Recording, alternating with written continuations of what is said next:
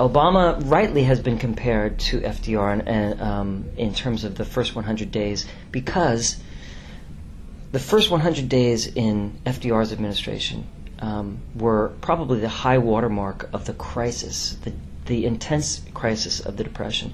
And we really haven't faced as much of an economic crisis since then. The business of the first 100 days, rightly or wrongly, has been applied to a lot of presidents, partly because for presidents it's an opportunity to actually frame their vision, their agenda, which was dramatically done by FDR in the depth of that intense crisis called the Depression.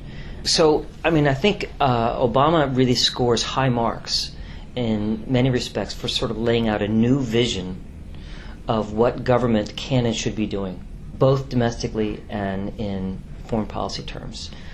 He faces tremendous obstacles. He has been facing tremendous obstacles in achieving some of his vision, but he's also, in my opinion, fallen short in terms of the vision. So I think he's got a vision thing problem.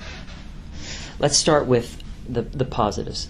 He is one of the smartest, most articulate, comes across as an incredibly genuine, heartfelt, non-threatening, all the sort of warm, fuzzy things. He projects that from the White House, both for the domestic audience here at home and perhaps most importantly is for the world. And the incredible outpouring of enthusiasm, embracing of Obama and the United States by other countries, really, it's hard to overstate how important that is for the world, how important that is for the United States moving forward. The downside is that he's hemmed in by a lot of the permanent government.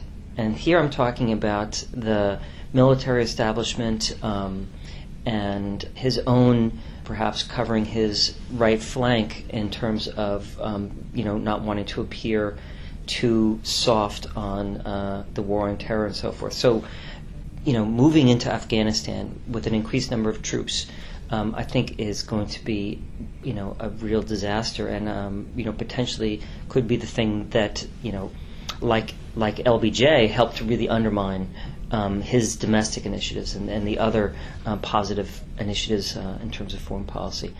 Similarly, in terms of being very honest about what the U.S. CIA and military has been doing in terms of torture and interrogation tactics and all the rest, the sort of one step forward that maybe we should take a look at this, and then sort of two steps backwards, maybe we should not, I think sends a bad message and really doesn't do what he promised, which is to make government much more transparent, much more accountable. And he's done that to a greater extent on the domestic front. Moving to the domestic front, Obama confronted probably the worst economic crisis since the Depression. It's hard for a non-economist like me to say it with authority, but my understanding of how the credit markets froze. Basically, doing business became a risky proposition, that banks were afraid to lend to each other. There was a moment when the collapse of the financial system and essentially the advanced industrial capitalist countries was looking quite imminent. And the Obama administration stepped in during this process. Actually, they were forming themselves during this process and couldn't do much until they got in. And their initiatives seemingly have slowed down the collapse. Whether it stopped it or not remains to be seen. And in many respects, I think he's sort of squandered an opportunity to actually redirect U.S. government and its political economy to perhaps being more in line with his vision that he campaigned on, which is that government can be a tool for providing what people really need and for the kind of change that Obama talked about, not just in terms of overcoming partisanship. And here's another area that I think Obama has been hemmed in by his commitment to be bipartisan or be above partisanship. And so, for example, in the stimulus package, which is the greatest amount of government expenditure even more than in constant dollars and absolute dollars and relative dollars than FDR. It came short of LBJ. He's the only person that it came short of.